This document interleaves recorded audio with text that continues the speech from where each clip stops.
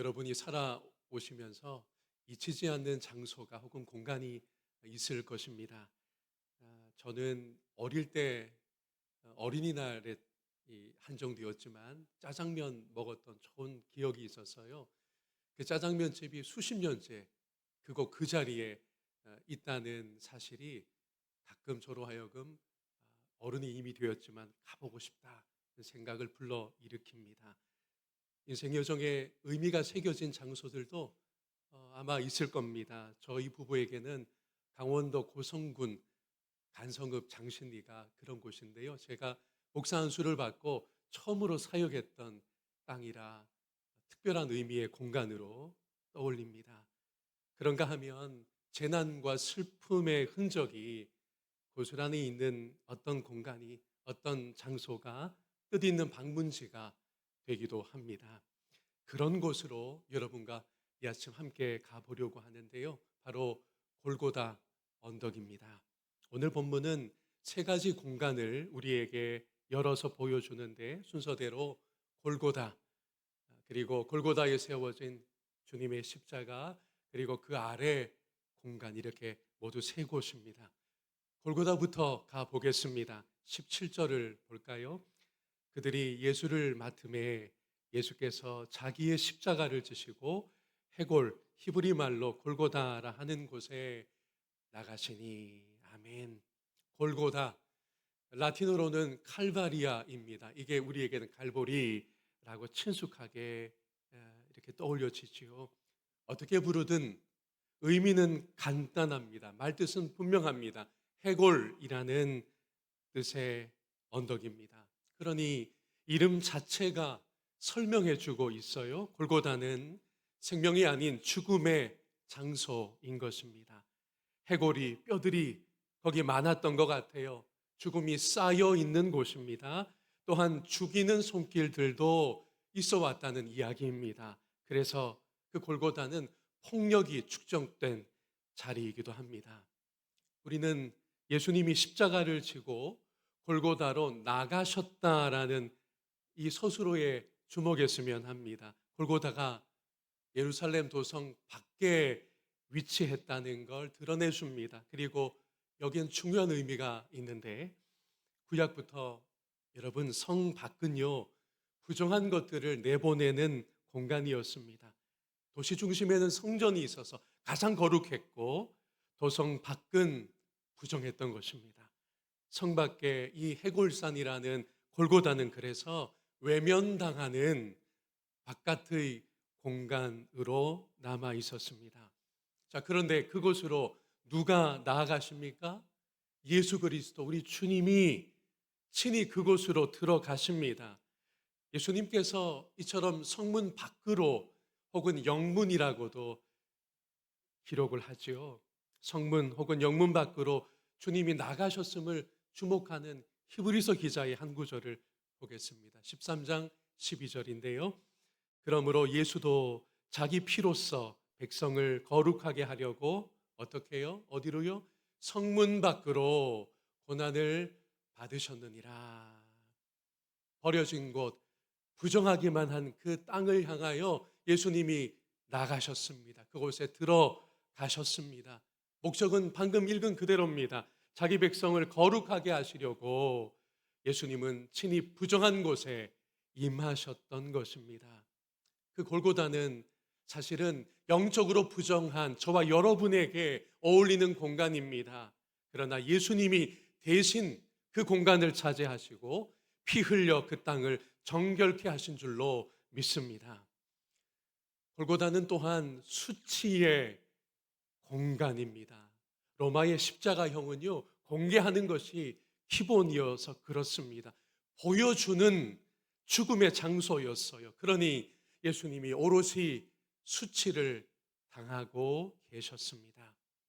공개된 처형, 그러니 지나가는 사람들이 다 볼 수 있었습니다. 이걸 다른 복음서가 알려주고 있는데, 마태복음 27장입니다. 지나가는 자들은 자기 머리를 흔들며 예수를 모욕하여, 공개된 장소였다는 거예요. 지나가며 다 볼 수 있었다는 겁니다. 그러면서 이르되 성전을 헐고 사흘에 짓는 자여, 너가 만일 하나님의 아들이거든 자기를 구원하고 십자가에서 내려오라. 이렇게 조롱하며 비아냥거렸던 것입니다. 이와 같은 골고다 언덕으로, 해골 언덕으로 예수님이 나아가셨습니다. 이제 그곳에 십자가가 세워집니다.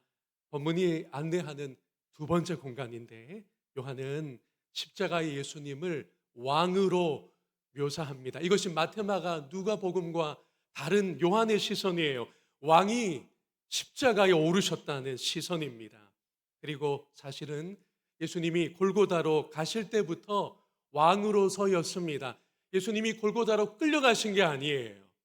요한복음 이렇게 기록했습니다. 예수님께서 자기의 십자가를 지고 그 영문 밖, 성문 밖 해골산으로 나아가셨다라고, 당당하게 그곳을 향해 걸어가셨다라고 기록하고 있습니다.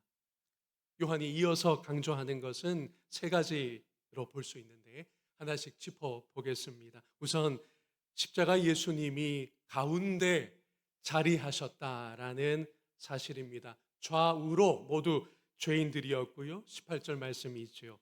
그들이 거기서 예수를 십자가에 못 박을새 다른 두 사람도 그와 함께 좌우편에 못 박으니, 마지막 부분 중요합니다. 함께 있습니다. 예수는 가운데 있더라. 아멘. 이 예수님의 위치가 우연이 아닙니다. 가운데 계셨다고, 예수님의 그 십자가는 가운데 위치했다라고 강조하고 있어요. 이런 의미가 됩니다. 예수님께서 죄인들의 자리에 기꺼이 내려오셨다는 거예요. 그러나 죄인들에게 흡수되지 않으셨습니다. 중심을 지키셨어요. 한가운데 예수님의 십자가가 자리한 것입니다. 그래서 죄인들을 구원하실 수 있었던 것이죠. 크게 보면 인류의 한가운데서 모든 것을 짊어지신 참된 중보자, 그런 왕으로 오셨던 것입니다. 요한의 두 번째 강조는 로마를 대표하는 빌라도가 예수님의 자리에 패를 붙여 드렸다는 사실입니다. 19절을 보겠습니다. 빌라도가 패를 써서 십자가 위에 붙이니 나사렛 예수 유대인의 왕이라 기록되었더라. 빌라도의 이 행동은 두 가지로 이해됩니다. 먼저는 그가 로마식 처형을 따라서 죄목을 표시한 것입니다. 죄패입니다. 그런데 요한의 눈에는 예수님의 진실을 공표하는 일이 되었습니다. 나사렛 예수 유대인의 왕이라고 적었잖아요. 이건 예수님의 진실입니다. 빌라도가 충분히 알았는지 모르는지는 우리가 짐작할 수 없으나 빌라도를 통해서 예수님의 진실이 선포된 거예요. 우선 나사렛 예수입니다. 맞는 말이에요. 한 인간으로 성육신하여 그분이 낮아지셨습니다. 동시에 유대인의 왕으로 오셨습니다. 곧 이스라엘의 참된 왕이셨다는 거죠. 그러니 빌라도가 죄패로 로마식 처형법을 따라서 그렇게 죄목을 내걸었다 할지라도 그것이야말로, 그 표현이야말로, 그 죄목이야말로 예수님의 진실을 선포하는 일이 되었던 것입니다. 너무도 합당한 고백이 되었어요. 이것을 로마인이 했다는 것도 중요합니다. 로마인 빌라도는 황제를 증언하는 자입니다. 로마 황제를 자랑하는 자인데 그가 예수님을 증언하는 역할을 자기도 모르게 하게 되었다는 것이고, 이것은 전적으로 하나님의 섭리요, 하나님의 손길이었습니다.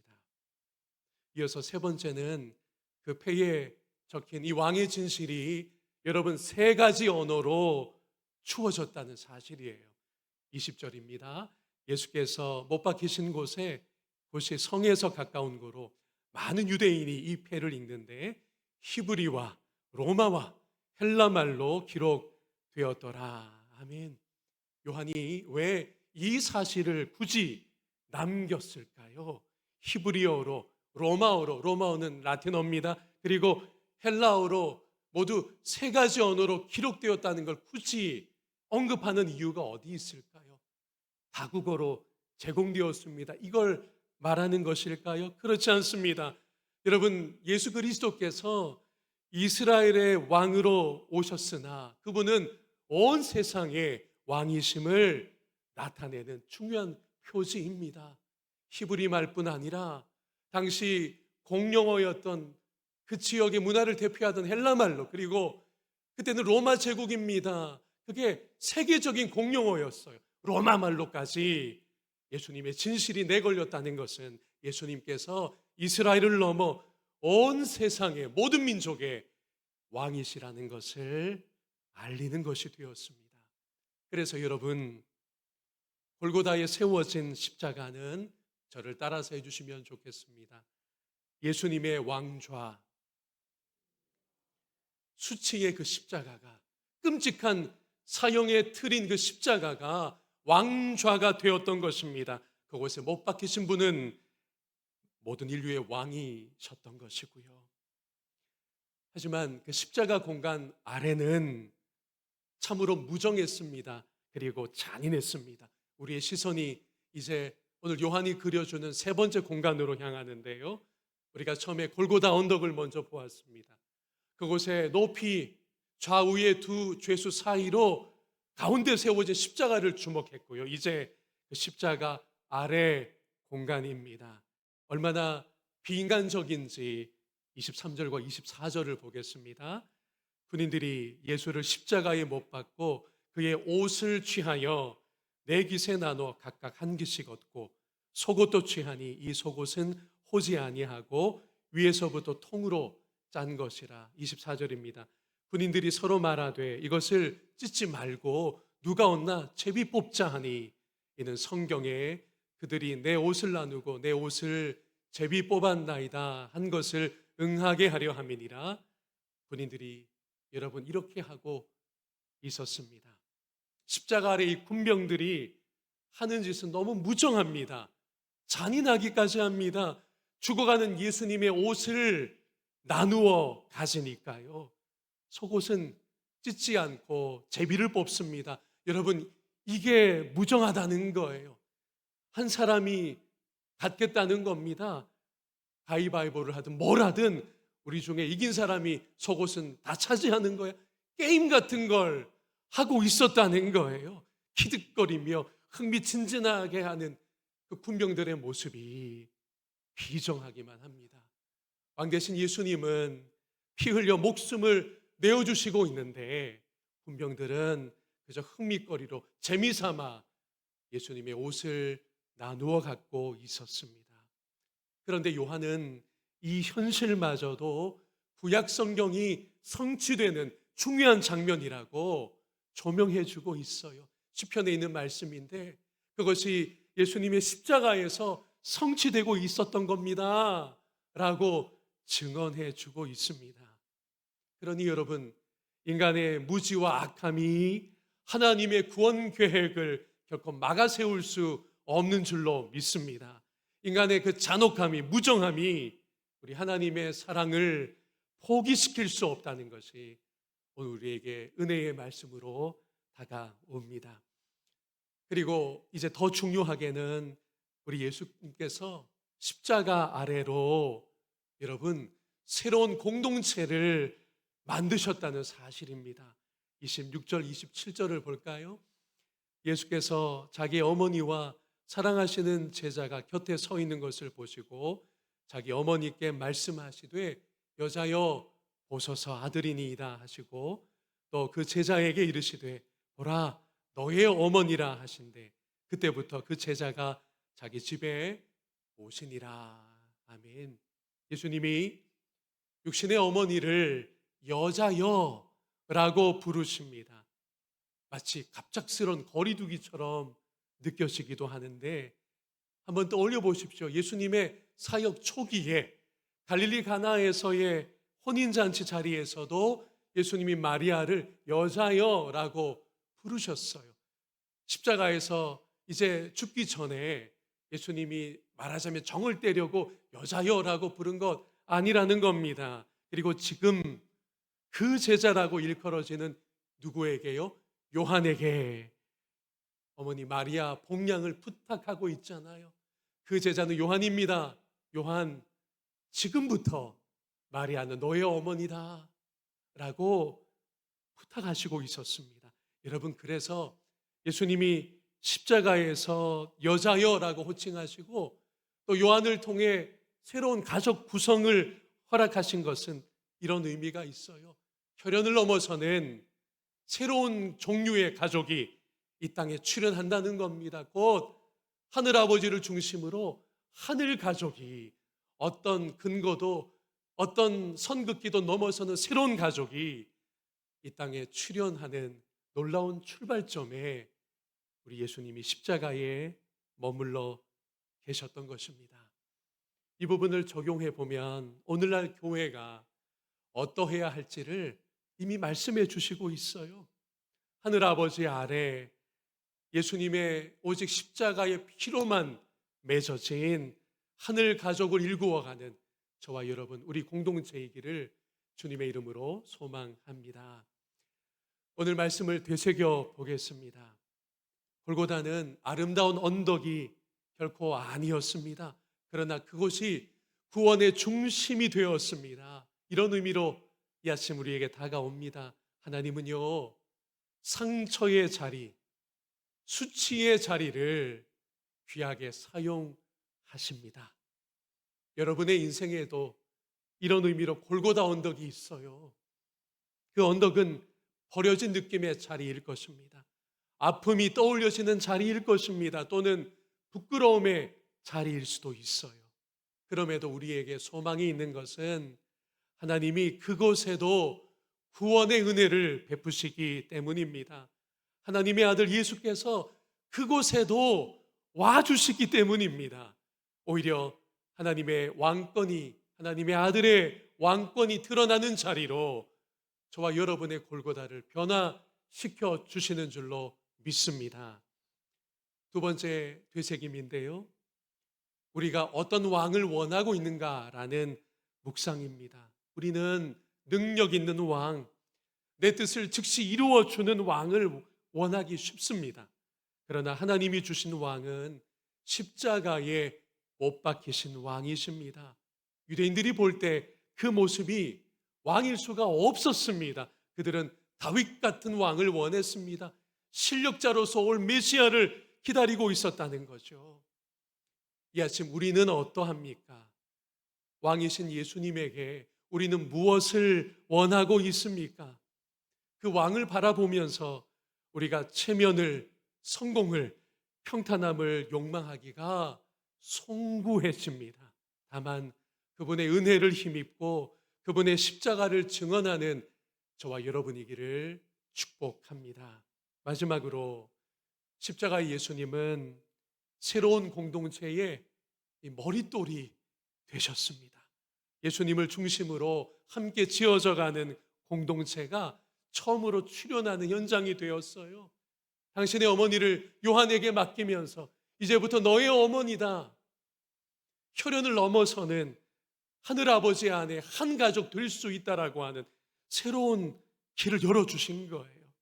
교회에 이런 소망과 비전이 있는 것입니다. 설교를 정리합니다. 나의 왕이시요, 그러나 십자가에 달리신 왕이시요, 우리 모두의 머릿돌이신 아름다우신 예수님을 높여드리며 그분 안에서 새롭게 지어져가는 저와 여러분이기를 주님의 이름으로 축복합니다.